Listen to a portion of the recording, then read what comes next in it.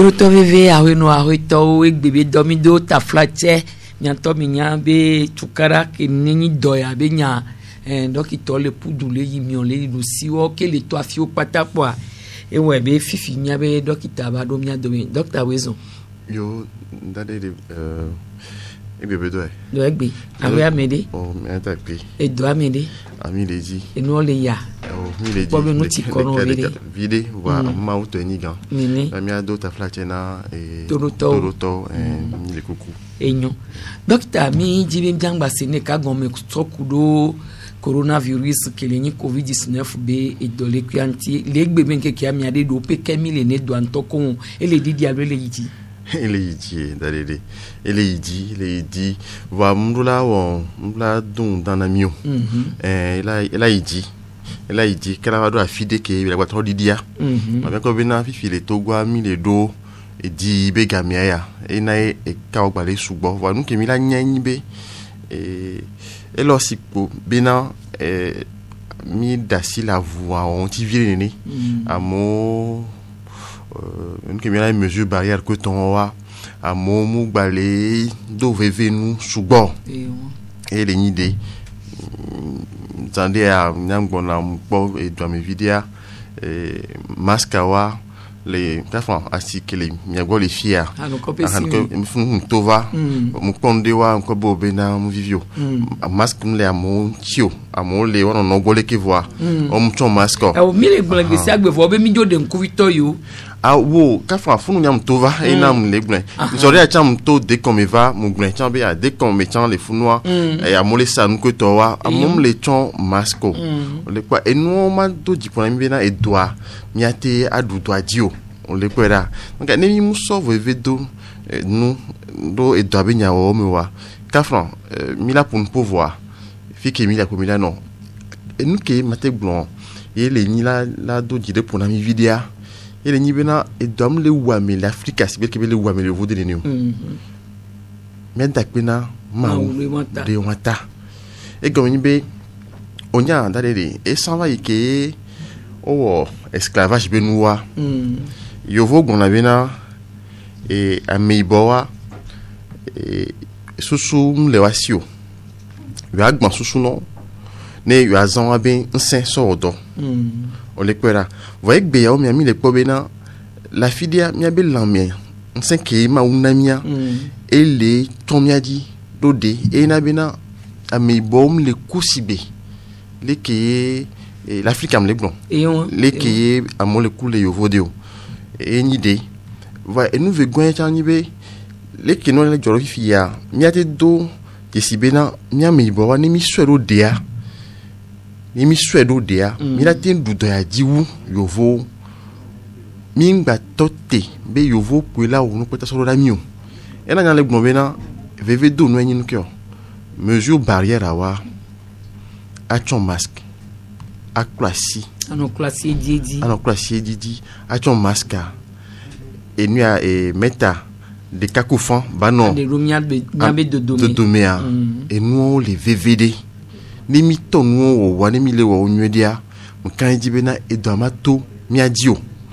mi ma le do ka mi la ba do na mi buo fi ke nya ma te gbon le won ni mi te we won voir potia mi akole ke bela idwa pour aller bébé qui a mis à des les amis obéir les mis à des amener ne me mille fifi o ne ma po ne ma le nkudo et non bon tia ni mu kwe kongwe va fifi di on voit mi agbo bena e le yidi le yidi vide alors fa tombla ne kudo divo alors fa tombla ne soyi et sovaya opo et non mais ami nibu ko gba ifia le akpawadia magbon ko bena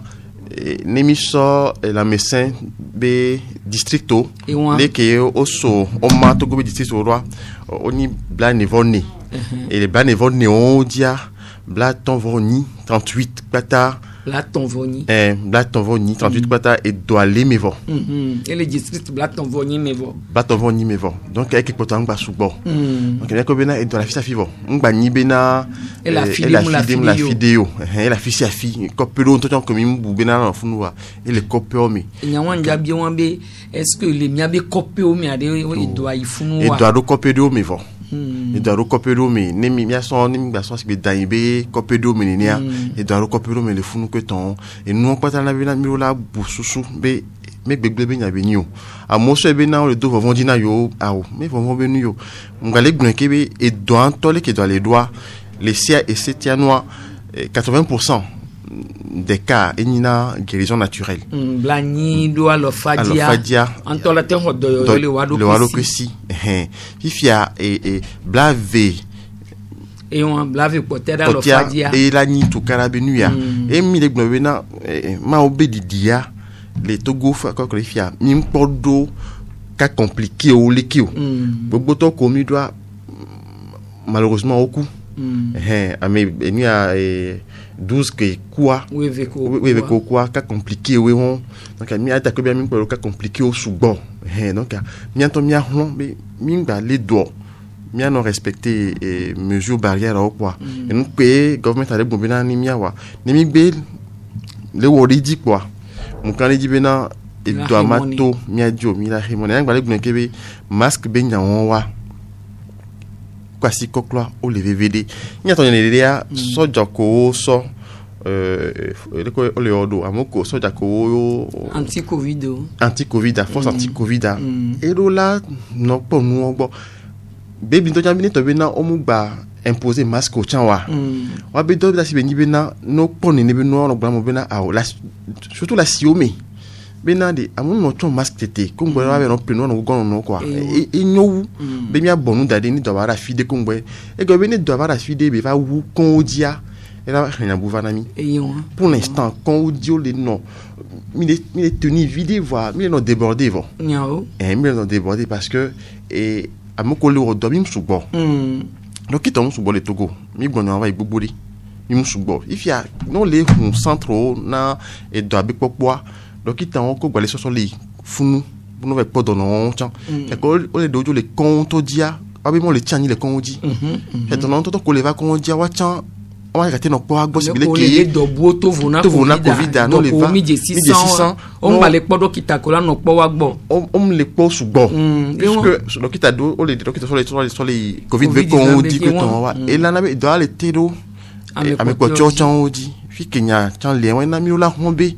et doit mu gba lilimi subo ne e nan gba tero dokita o chan dio wa docteur me bobo le gbon be do anto chan mu lore e ame ko le ko so le fio yo le po do no chan e ntia yo mu le ko isi le ko mate po do no do o jira po do no agbangba ko ngba la kan dia ne be nde mate gbon ni o de e do ale mi o mi pono ta fa kan mi dokita e ntie ma ko to te be na mi ato ron to chan o le doa dokita do rodoa les gbeomea et dapango et nu à Kara et aneho Vogan Lomea dokita les doigts les douomi et dokita nombre ko nyami disio oli on a au moins miro si be nu à 50 à 80 ko les en quarantaine actuellement dokita odomi ko les en quarantaine actuellement donc mon gba sebena be adjirada be nu be nyu ka vile ka mi do fira no daji na mo be na edwa mu lo va be na edwa le mu vile pe daji na amo edwa le ntonto beni le jo edwa le amo le kuchan ni doa ngba le gbonke mi ada pe na ma o be na be doa me a et même le coup si bile ki yo vo le coup nenyo wa mo ntimi agbo be na edwa mu le wa awo ni mu kan le jo enyo dokita ameklo ke gbale susuibe alo ke tobe mile gbonbe ame o le ko hodoyoyo e ya me ko le hodoyoyo le subuade e oba mo le de coller e douantia est-ce que o pati ke ne douanto voir on pati ke na do o le yo atike robenko o le gbon chloroquine benya ko do antibiotique de que ton bon a mero ton le da o le gbon egbebe non que ton ni mi agbon so kudo ati ki obe nyanti ni mi ayo be chloroquine que ton ni a mero be na le wodo a mero be na a obe mu le wodo ni on se gomo a mero be le wodo a mero be a obe mu le wodo et yo vo le wo ni a on est bien en recherche no me kuku waso ko be na de chloroquine a de ele wodo alum le wodo ma ni so mi se mo de komare to le gbobena be chloroquine be do wo le covid ntia be nyantia be ele kne be sugova amo be di ko to ngbo va me reton gbobo be na be gle amu sugo kaka no te gbobo na mu le wodo donc eni tout carré les dans les amo mi vonu kidama te gbon eni be na fi ke mi le yade mi ngba di bi mi ali do akongbo mi anu chloroquine e go be chloroquine amu nya ti ke mi abi mi asan veve to ni benu kyo ngbali do veve to la soso money do ayo do lawo iro lawo mi ngba no teve do ane vani aba no atikio mi ngbali do veve to e won no le sensene enyo ube ave no santi kere ko munyanu ke be le wolinti wa e nya magbon na mo ga mo to se teve le chloroquine le nu e won be o le nu idade ne do ngba ba le yo yo mo gba wo e nu ke le veve de ame chloroquine peple o ton masque croissy et les VVD et nous potia oya mi dasi dokito no akpolu ko lawe angbale gblenke pe il setiano et doit no lea et 80% des cas et doanto va yina if ya 20% wenina et tout kara comme va bona ko to va ela nyobena mi ngbale do lo ya dokita le dodo po aso doje ti do ado mi sina bo do ame alo faton ne ale ke gbo o po do ale le ke dodo po be nya yina do ni do no le ke o ke ngboye o te va do no fi opo na mo le o do no po le amoko le do po me mi o ya na merobe bon amerom le lomba no no o ya na merobe na ka contact e go be na amoko we o do ka do kwa me ke le do avoir kudo amedo kowe et d'abe d'ici les anti sans les dessins en fion d'amener les coupins et veut me lever au les ozozo que ton wa ne ba me o ya be cas suspect o gavena a mon ene wa ti di jo profond kudo amoko we o imodi yo gboa o la di jo po fi fi même il gombe na la nyon to chambe et wa gba DJ et do be wowo do de oto be wowo awa di opola e do ke o si be fi journaliste o na kakado olo fia mi to na sugbo mi na fi ko ton wa o la di mi po mi hona mi sugbo chan o di mi po et dokito le kondi agbata wa di opo ni wa nya le ko le roi sojo kudo amoko asisino ameko gbe mona nu akwa wa di opo ne to bena to government dibe ya sukulu ko ton wa teacher ko la fion noa de viawa o la di wa champo wanya be dom le wan ti kongbo ni wa ton fion de viawa ko ton o la di wa la tin so o me va sukulu la de viawa chan fi go bena fi ke mi fidia mi o la na be didia ba ni nde kila no systématique ne mi pe sugbo we la me sugbo e la nyo bena so en ke ko la va dia les compata dia ni don va kon dia o prélever Boule va qu'on dit quoi à prélever ni wa polekeye la me les doigts ni to be do alintiwa muni ngale blinke mi adakpe bina e do am le wame le mi agbo sibel kebele wame le vode nenio yo vont to chon do disi donc amu yan tie mi la a to von kwa bina awo no didi okpo do alintiwo ko ton wa e nu keji obo o la wa wala gbonu enyo ube wanya be lintiwo fifi ube na ba va gbenu lintiwo ko gba va nya be lintiwo amedo le wula doa et ne sanya les yeux de l'oulé et mignon ne da obule pour ça inde quoi yani amoya na gbori bena abe eve me lever yo que ton mi 111 donc 111 quoi on la dans me roda on la va au didio que ton ne on me dit ba va e bo la homewa le ko la wea surtout bon bien en question à poser question on la bionia ne on ma va bo le comme na la va mo la bena ai dans lenti on la on est que ton wa on la tefion kon ke jo la yia ye on la va le funu kamel ko nya bena on va covid b testo ne runtia va on la gba yo la no runtia e nu ke o la wa o la gbe no amon gba von na do kaka ne wa no si o ma no gbon ko ton wa munyo ne mi le wura do bon gba le gbon le mi anti wu amoko ti do ale o le wura la home ko ton o le to o me le chon masco le amoto ko o gba le ma do wu donc ne o be sentir no pade un défaut yo le ko ji do agbo na mi o amola pe ni ti o pa mi la nyale ke mi la wedwa docteur Edouard ni jina meji patapọ la wa mi pata egbezere ka do mi va senabe o kokwa mi re do hun mi ka kola do konji po eku efiobe Edouard la mi anti ho wa mu site do nti o yelo alo la tenja meji egbe po mi la ko o mate jeju egbe po la ko nzere ko enu ke le do anti aye o le gbon yin be nu ko Edouard ni le o fifi ni to be na la nvia o la mi na o egbe a et dame d'ava zéréko et là aussi bi nya nkeke ame weni kongboye o la tod et abe sanyon wo wa nous que les douantiers munyo wa nyibena ko to sanyan wo wa ke zozo le wo o le coupe un coton wa et 48 heures avant que ame v kongbo la to sanyan wo wa o le contagieux wo o la tod do baba na mo wa ba do na mo ke o maro sanyan pepe wa o ma dizo o mano coupon o mano nyanta be le do va gan me o le bado avoko le ya ke me so ke me ton o no bado na me ko manya wa ya san o vana ke ton gan me be ah non senti be obina e ve me lever alors le coupon gan me ke me va o bado avona mo e no antier mi le gbembe ni o dogo amedi ke ka force be no be do la mi antia yo gogo mi apa de lo confiance de ka ngba wule o ngbuto ko kwa amedo ko kwa le amea amedo wula doa on se ba mere do lenti ko se be do la mentia ko la de ba ko fian aussi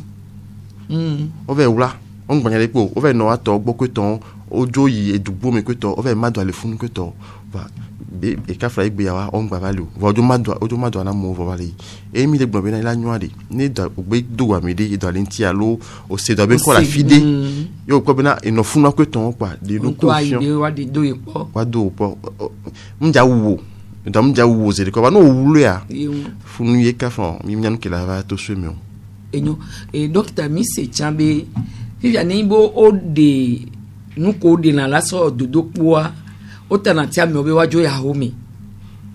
voi no va pobe Edouard la mi anti ya alo dodo popo ba mi a ele positif agbo trobe nu ke wo yo tanatia mi abene ya homi kingbe e nu kentia o mnyane Edouard la mi anti radio ni la kenyo tamno la bina afie le kono da modwa ni damlin tu ora sur la homi voi afie le ko la figo la pelo o la die hôtel Belania que ton wa ba réquisitionner hôtel Buo que vena me on va ni va e ko bina e do de binya nyang po bina e nous que les vérifier hier à molanya ne o gba ni suspect no so sui bena la te non tio yo prélèvement na wa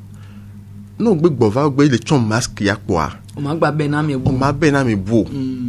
e nous que les vérifier wa va amom le dila chon masque on to anyale ko la no agbero la ho me kwa me potio wa ke o nya bena gbe va analyse agbe gbogbo de chon masque o le protéger ya me ko chawe ni to bena va le positif ani ngba bena wo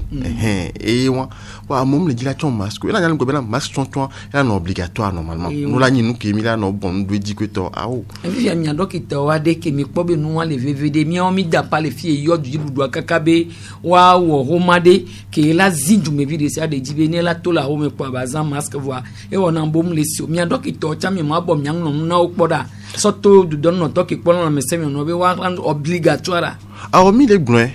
mi le blin va de cas les nibe tamno e di doit le wo dodo ne ya rendre obligatoire voir ya no subena masque ole na me se poison nkaji bena susu ke le wasi won la ni le butami bon yo a ouais pepe pendant obligatoire de que kan masque ba no me se me signer baptison et nous entier et o de serva de sérotonine so bena masque avec ga be ça coton on va na gadu coton bien balé bon bena et ga koyo e varo mi sori a mi vale sebena masque on balé no pharmacie parce que e ga koyo bena mono stop play o ben ne se bena sans fan alon nettement le boba sa masque les pharmacie a mo bena mate sa masque e ga o donc nyang po bena no bo trop yo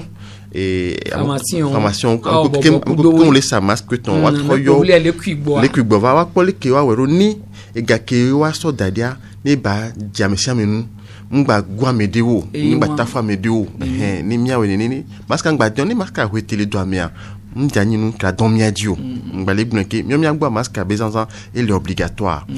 et nous des cas évégouan masque ça les modes doméwa nya nyimle segomo nyimnya nous ki weka kudugbi miabe enu à la mesembe enu à be ministre be enua mi le pas moi des masques chirurgicaux que veni kondibenoa wale alomi abi ole sale moto me enua mu nyinu nwa de benio nous kera ko to bom pour les benoa nyimle segomo enwa nyimle segomo devi ulo patole da si les ça fike beso mimnya fike beso fike opweso qualité ke benio amle pemnyo ole selenia enua munyo te pe ko sana masque lia les sermia minye nous la sane ne binu to gbia pharmacie ola seli ne pharmacie on tele sobena e ga ke o so daria be gamdo o diwa no yo masque sato amoko le kuileva pharmacie no pour quoi comme le ke ola wedo ni e ga qualité se ba do mesia me dima mi le gbon mu ni kapopo ke me wala bi akpo galio e nwa ya munyo amoko gbale we wunu chan e nwa bia gbon se ka be na munyo amoro le ta famille le nyami o le sa masque de K500 que ton wa kafa e supo wunu on plegaron et nous qui t'en avons gouvernement a été bien fin fi que les coups mascolia ne sinon les deux sauts ne nous les ouais les fous que ton on a tenu ne nous a été c'est les filles que ton on a été pour la gouvernement on l'a été encore nous la doit on la so dans formation les colla ouais doit en tout cas mi oro de bena masque bega ba non rejouer na moitié plus voir mi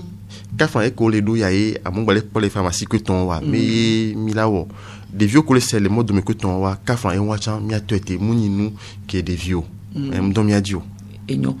et donc il t'a sokudo et doit be nyanti ogbonzandi abe législatrice sanitaire gbogbo di ovo et won e ko potole won di amba sunni pepo ke fiokpo be amesia medo la odo e dodo ko so do to amia awodo eji amedo wa omle odo ji o va muni asimede de po mi wa doje sibe amole subole choho mechan amo gba le bole duazan la video chan ayan omle zin le gbo mi ade et me kay boye be la sobe wazia me won jibe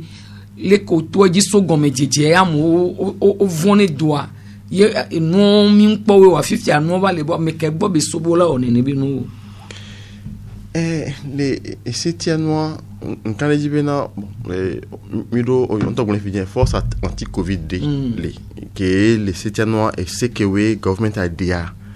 de dade gwa we la non na be e si obe zanzan les camola la zone ici au didois oui là non observer ne benoît na mo no zone ici a dit ogbon bena et toko me benoît a mon ba subo oui attends je ne connais pas toko me ba a mo ba toko parce que bena ndekwe mloni wa le normal nyan segomo et funu cha préfet coup maire o tomber dans les ouais et on m'a dit bon nous allons quoi de mon amour ba toko il a pe et comme quoi quoi mo la subo si be alors fa de cas pour la bonne ni amunyo di e go be na la ho no ko la o chole e comme la ho gbe di e nu la ho et autorisation les mairie que ton oui que mairie de no gbe da sia e o la wo suivi de bena que o ja o chwa ameni ni kila no chwa mena wa ma wa me ame we atondi on m'a tena gbeda si fo kwa da sia me bono fo nki duro e no nya wa chale mi ma tena si on ko ta do government antio me ta mi lo la dodi ke kamia fi ke ya mi se la be doli wa me ro chan no abedo e force anti covid jan ne o abedo on le kwera nyam ko bena nu ko ni nu mi la we won asimeo e choti we ko ton amesa me ne wo e kebela wa ne e do amu gba kankando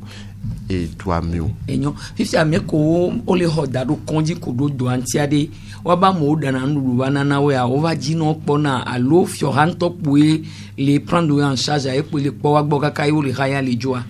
et que munya moto ndi sale do me vide mi fikewe enuya on le po o golia nigbani sokode yo nigbani dapango yo negba bani le me commune koto edison nkei mbe pofuno kweton wa et nous ke munya ni bena et donwa et government a nabe o dan non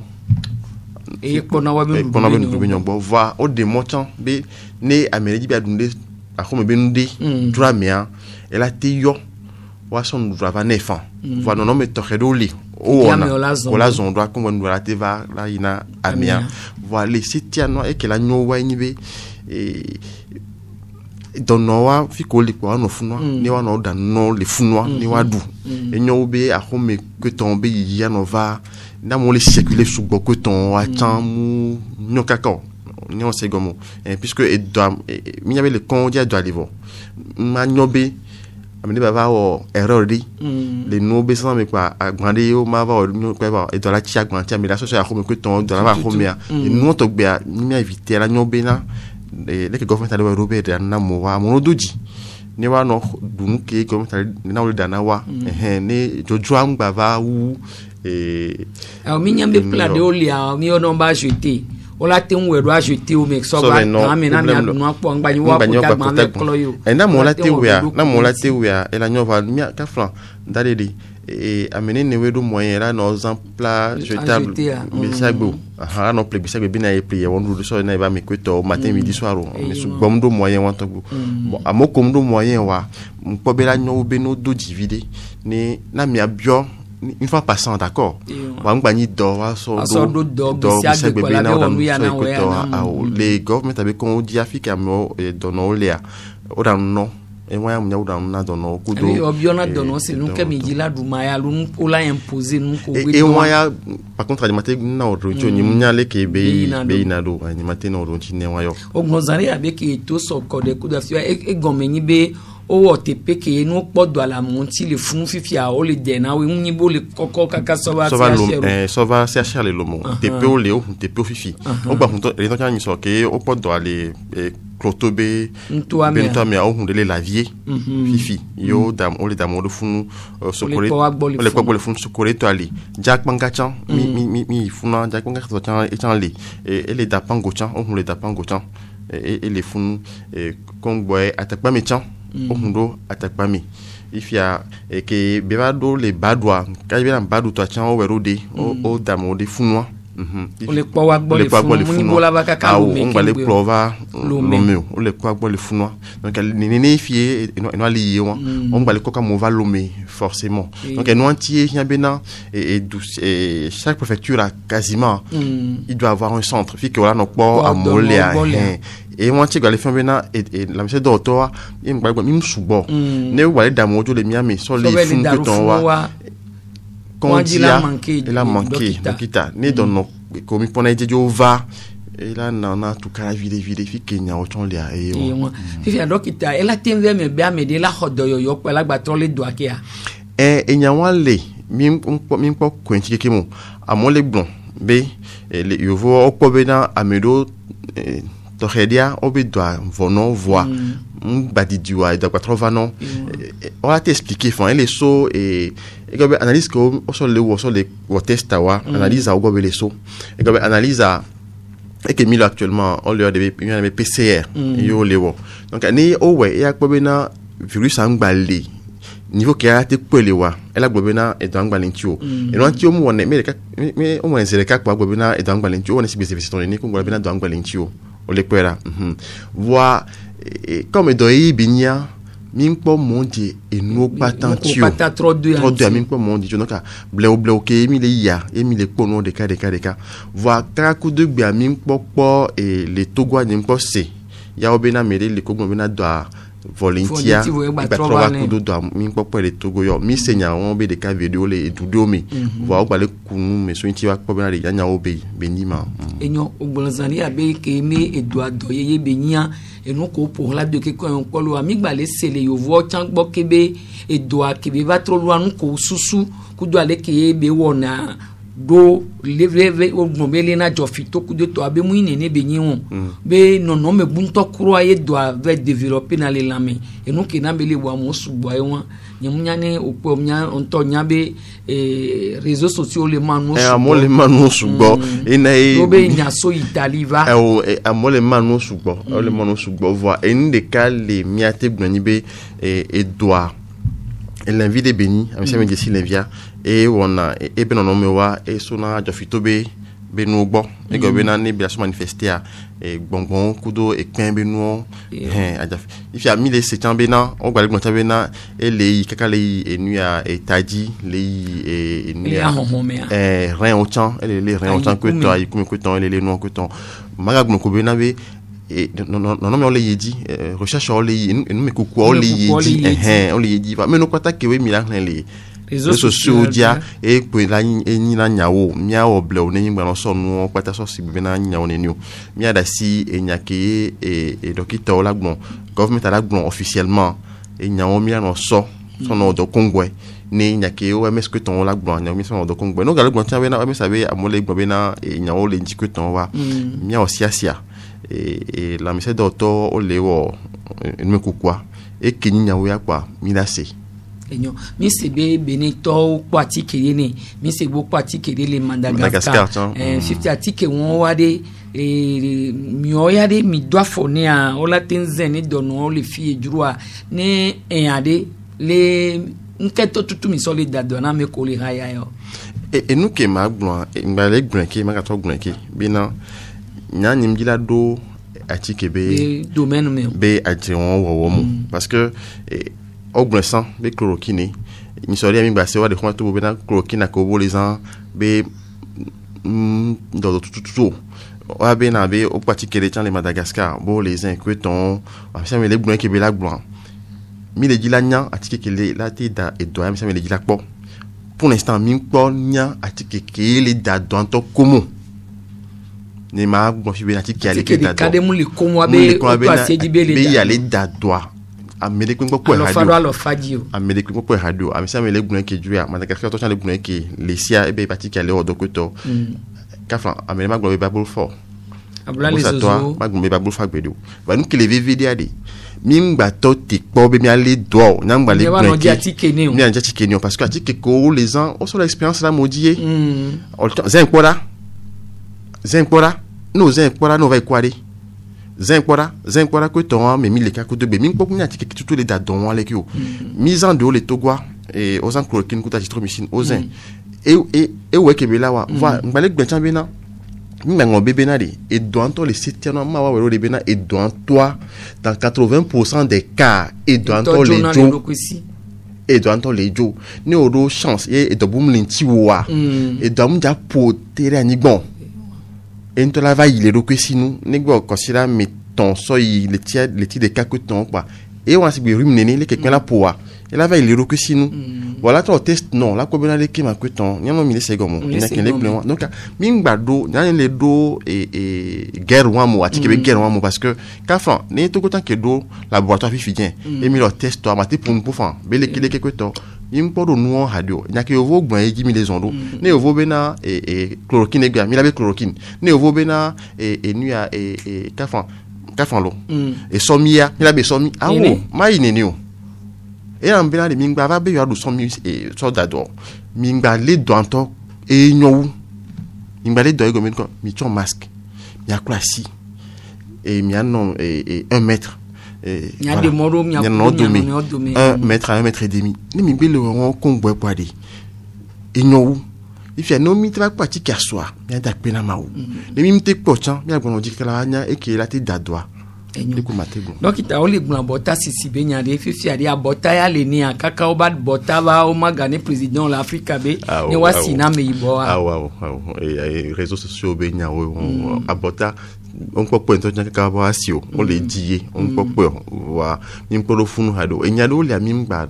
nyang ko be nya be mi ano pour sointio amole bonya réseaux sociaux le bon va mi mu le ko mu na du kon wa o mu d'accord se be nya we amongba so nya wa so do abota sisia le vvd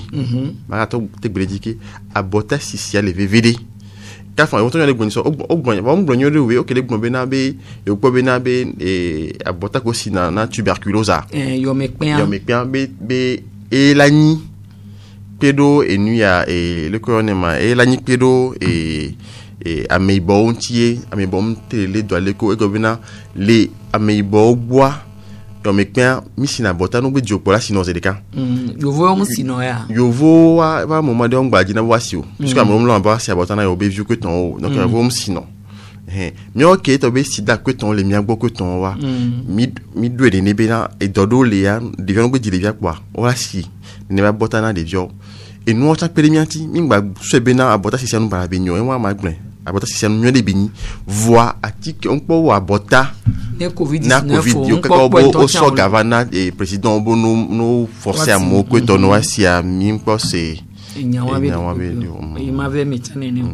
et non docteur olek no zare ya benila nwa nyano so no chongo ti kudo ko le yobe maska le kemila zero do olek no be adodo le ni payo chan le ni le kemila olanya adodo le kemila olanya payo enya bo gba ba fifi be maska mu inu imila no zan kololo no le zanria odola de ni akwaya ni mu oxygen la vola honhon me no oxygen la vola honhon me no la ku e gba bana min kekibi ya docteur Pedomianti masque la chon nkekiamea mais il a na oxygène la vola honhon me na o que comment il sous me na o di masque no chon la no ogbonne donc oxygène mate vola honhon me na o la non if you po be ni mi gun aya soro da jo fito mi an to de na e de to if ya ke la toi nenyi be masque ale bloquer be to le do ngoti me na nyari ma bloquer to ngoti me na ma bloquer e do le to afine pe po be masque e ke la nya dodo ya gbongbon lo la to le me o dadede masque on le train ko fo matin 7h on so ngoti ka so izan do 19h ah wow mi era mi le go masque no ja train o le to ya do guami e won et on la chon masque donc comme ben matin non mettre des cas so yi soto amianti wa yo la chon masque ne amiane ponpone et tanto le numeni angba ba je et nuit à motimeno que ton wa incho le chon masque ado nyano ni donc masque chon ma étouffé o ma na be gbongbon la tipo na o la be na mate gbon a o non ka fa non to chon masque o ya fide o nko la o pa ko gidol fun pa a de masque ouais on be na banon ngoti no ka so yodi et puis ya no de masque o la so dangbe la 3 ans boué do gbe won gbe no la gba ten ya fibo no je to te pe sugbo wa o ma so masque di ka chan so do akayi ko gbe zen o gbe on ko la wo po on la so dangbe e ko yin ma si o siko wa on la so dangbe bo avoto ko mi le don les ton ko ton wa mi a tronye fi ale ko la nye doa e mi le bon mi la nye mi a wolo de bena avoir et à d'ici à bani sizozo kudo e mi a doa d'ici ne mi a nye e si a de fi ali kwa wuli gazozo avoto wa e ba mi a nye ko ngwe ko mi a troli mi a nye kudo sizozo ke ngwe a troli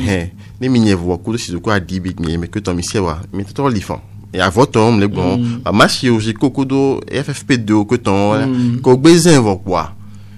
on le dade e gbe lo nu mi ma gba be agba so bi agba ve e kwa mo gba agba so nye wan pe ton awo nya gba le ni awo mi le kuku tro nyani o yo voto ke le vai tro nyani ko gbe zin poa ne e gbe le mouye po la dengbe zere kai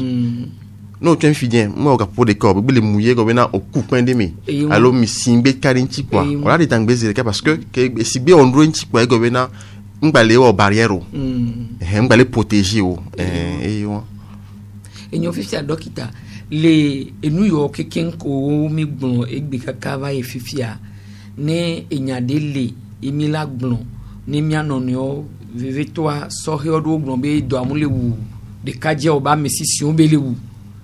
nyakela si ona me o de kaje o tugbeje o dalele yo vo gboye a mesisi le ku le subo no pomia be togo ba mokokua so he o subo le mewu on le segomo togo ba me ole yo abe pe o chan le pro me we ve ni mi po lista me we ve koku mi so he o subo le ame wu yo vo gba me gan ho le ku le subo donc mi am ko se be nke ti bi lo join mi abe do ame ro e go be na mi so he wa ka fran e do subo le na me na mi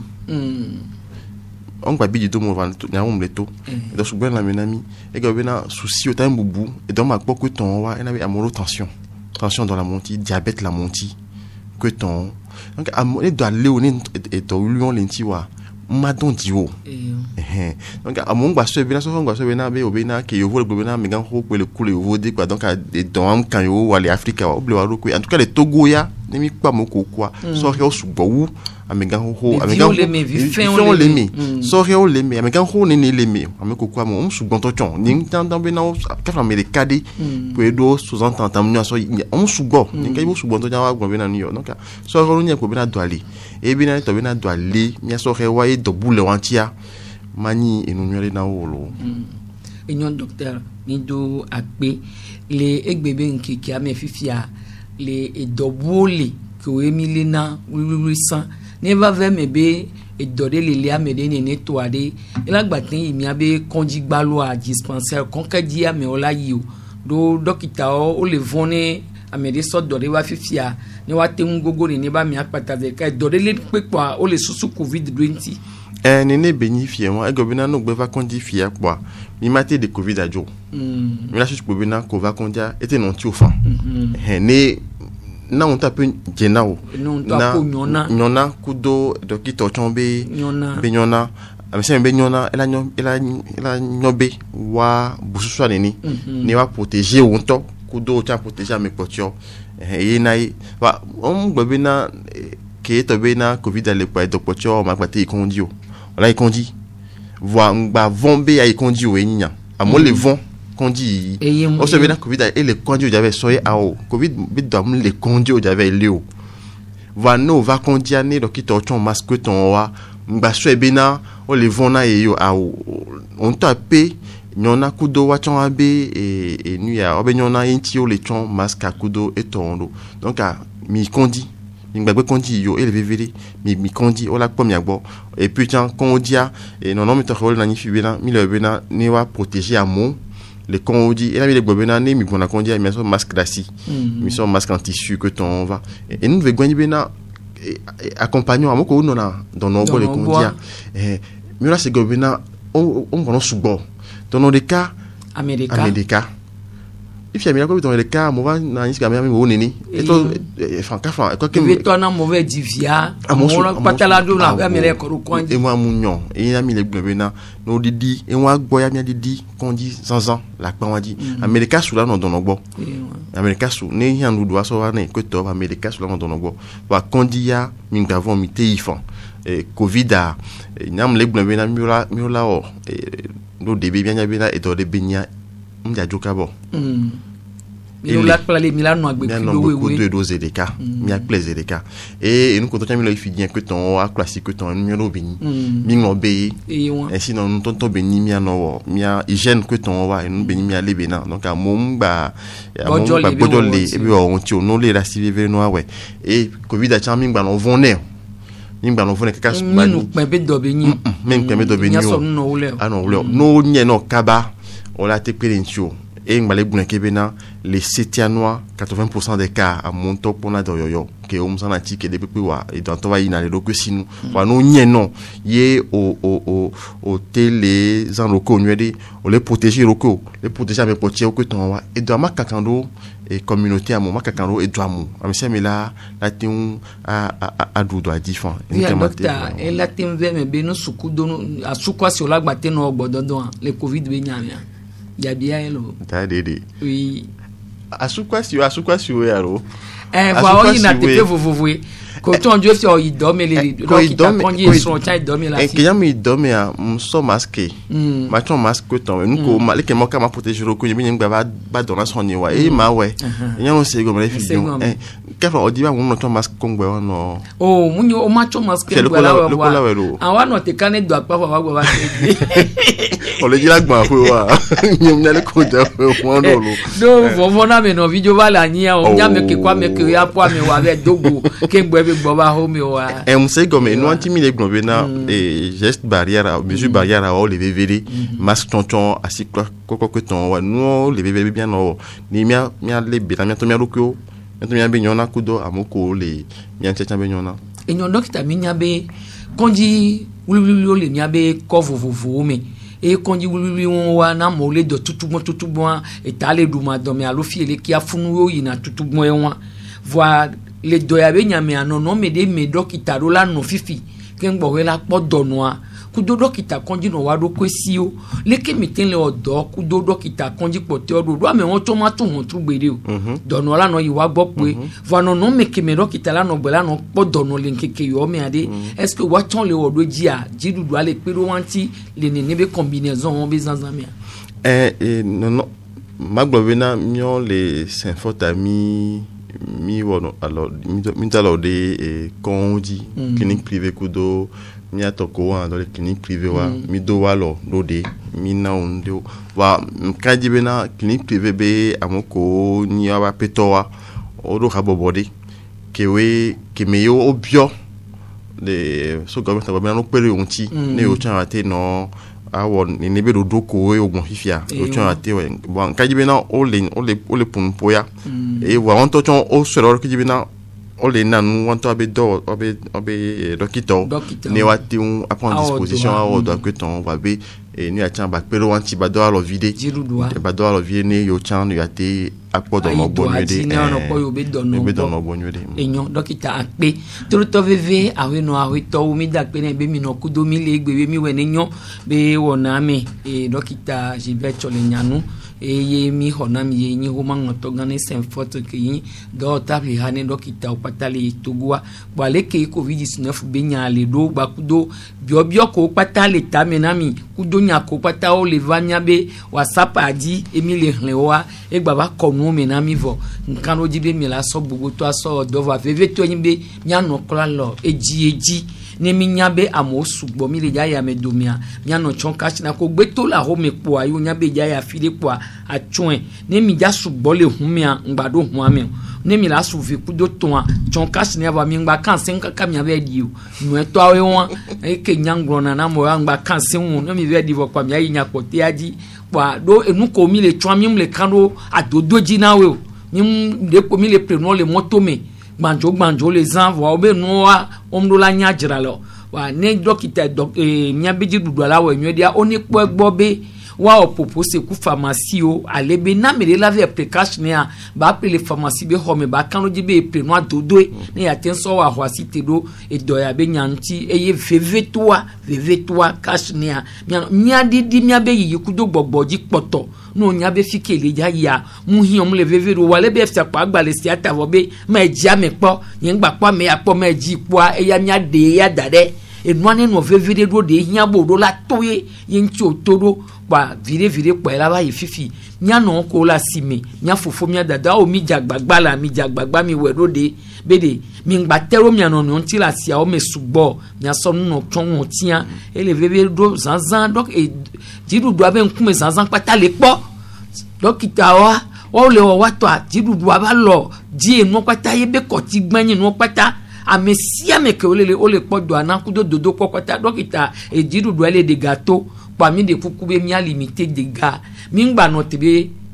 e donné va les mi zanti que voit mi asia ho be do ngba ba le mi olo ele vevere mingba sebe nu ya le o do apa mi anto mi be jezanzan e chamunyon do mi le po ebe ni mi ano vi gbogbo le wa e na amoda garo ntisi ni mokudo noji mingba ten le plewo parmi des kukure nya no no be mi ajo wa rasi kokoro kudo cash ni abezanzan ji subo so kiki so sakumi cheto mega ono modando piam to Teresia de masonya hunle de amela pero mianti mi la trosé ona ya oyone be Gerode akucha mi apo www.canalfm.com kwa mi la trosé alo ne mi YouTube dia mi la po émission le funu assez le funu bye bye.